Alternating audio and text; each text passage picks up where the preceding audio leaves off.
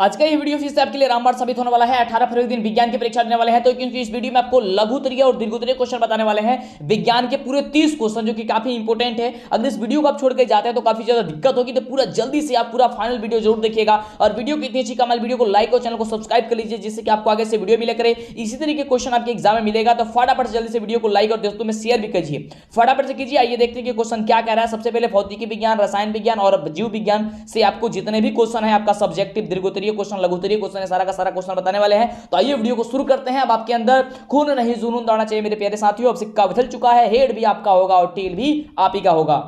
तो सबसे पहले भौतिकी विज्ञान की बात करते हैं कि भौतिकी विज्ञान में आपको क्या याद करके रखना है। ध्यान पूर्वक देखिए और स्क्रीनशॉट फटाफट से ले लीजिए, और आपको बताते हैं कि आपको इसका उत्तर कहां पे मिलेगा। चलिए पहला क्वेश्चन, प्रकाश के अपवर्तन के नियमों के लिखे। फटाफट ये भी बताइए कि आपको यह प्रश्न का उत्तर पता है ना। बिल्कुल। और इसके अलावा ये भी याद कर लीजिएगा कि प्रकाश के परावर्तन के नियम क्या होती है। बिल्कुल, इन दोनों क्वेश्चन को आपको एकदम दिमाग में बैठा लेना है। अगला देखिए, परीक्षा में समय काफी कम है बाबू। अगला क्वेश्चन, जल और सीसा का पर्तनांक क्रमशः 4/3 हो तथा 3/2 हो, तो उनमें से प्रत्येक में प्रकाश की गति को ज्ञात करना है। ये क्वेश्चन बहुत ही जबरदस्त है, फटाफट से स्क्रीनशॉट भी लेते जाएंगे।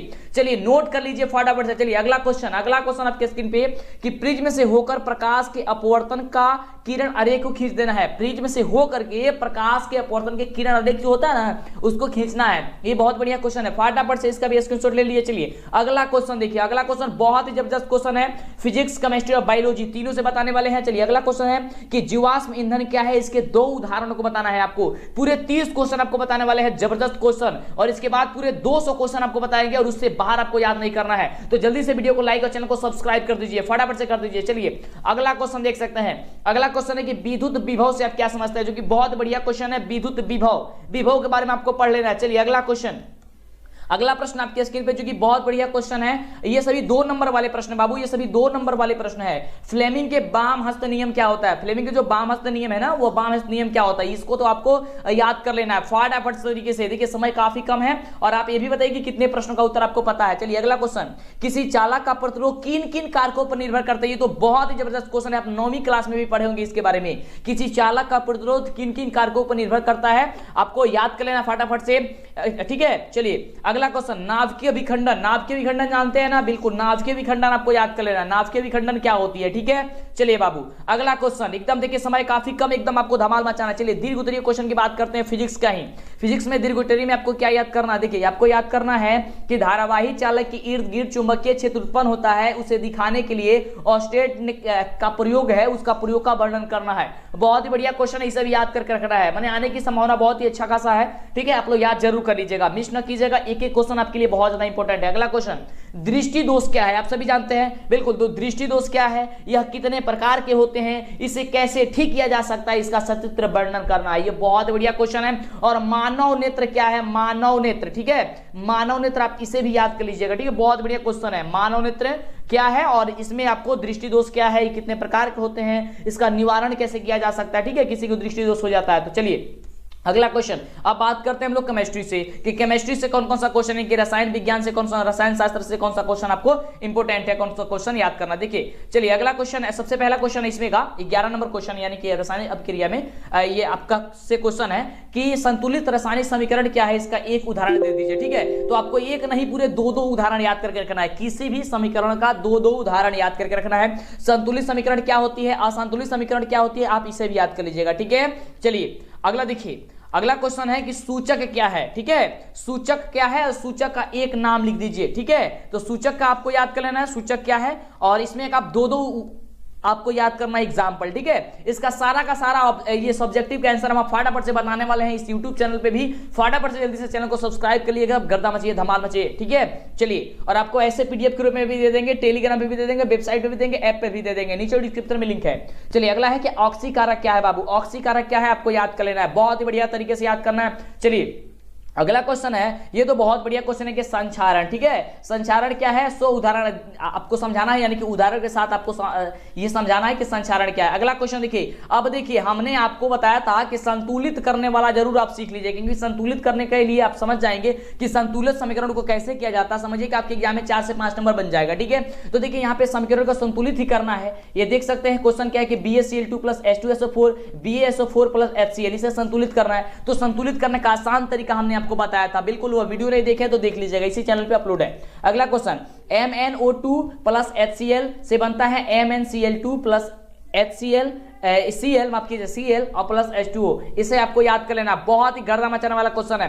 फटाफट से वीडियो को लाइक करेंगे यार, इतनी अच्छी कमाल वीडियो आपको बताया जा रहा है, समझाया जा रहा है। देखिए काफी कम समय, अनोखा समय आपके पास, जल्दी से वीडियो को लाइक और चैनल को सब्सक्राइब कर लेंगे। अगला क्वेश्चन है कि सहसंयोजक बंधन क्या होता है, 2 उदाहरण आपको देना है। सहसंयोजन जो बंधन होता है वह क्या होता है, ठीक है। चलिए अगला क्वेश्चन है कि अम्ल और भस्म में अंतर क्या होता है, 2 अंतर लिखना है, लेकिन आपको क्या करना है, 3 4 अंतर आपको याद करना है, ठीक है। जैसे आपको हमने पहले बताया भी थे कि अम्ल क्या होता है तो वह खट्टा होता है ना, बिल्कुल। भस्म क्या होता है तो वो तीखा होता है। अम्ल का पीएच मान कितना होता है, 7 से कम होता है। भस्म यानी क्षार का क्या होता है, 7 से अधिक होता है। तो इस तरीके के अंतर आपको याद कर लेना है, ओके। चलिए अगला क्वेश्चन, ये सारा चीज हम आपको बता देंगे बाबू, बहुत अब कम समय आपके पास बचा हुआ। अगला क्वेश्चन देखिए, गर्दा मचाइए। क्वेश्चन कह रहा है कि सजातीय श्रेणी क्या है, एक उदाहरण देना है आपको। जो सजातीय श्रेणी है ना, उसका सजातीय श्रेणी क्या है, इसका उदाहरण देना है। चलिए अगला क्वेश्चन, आप बात करते हैं दीर्घोत्तरीय क्वेश्चन में, ये बहुत ही जबरदस्त होता है दीर्घोत्तरीय क्वेश्चन। चलिए तो बात करते हैं दीर्घोत्तरीय क्वेश्चन में कि देखिए क्या आपके लिए इंपॉर्टेंट है, तो इंपॉर्टेंट है, देखिए बहुत बढ़िया क्वेश्चन हमने पिछले साल भी गेस कराया था इस क्वेश्चन को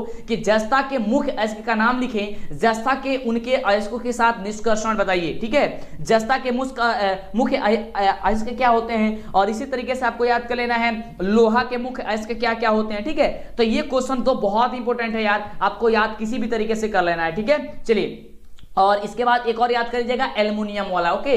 जस्ता, एल्युमिनियम और लोहा, ये तीनों याद कर लीजिएगा, ठीक है। फटाफट से स्क्रीनशॉट ले लीजिए। अगला क्वेश्चन देखिए, अगला बाबू प्रश्न है कि प्राकृतिक संसाधनों के संरक्षण एवं प्रबंधन से आप क्या समझते हैं। जो प्राकृतिक संसाधनों हैं उनके संरक्षण एवं प्रबंधन से आप जो है क्या समझते हैं, इसके बारे में आपको लिखना होता है, ओके।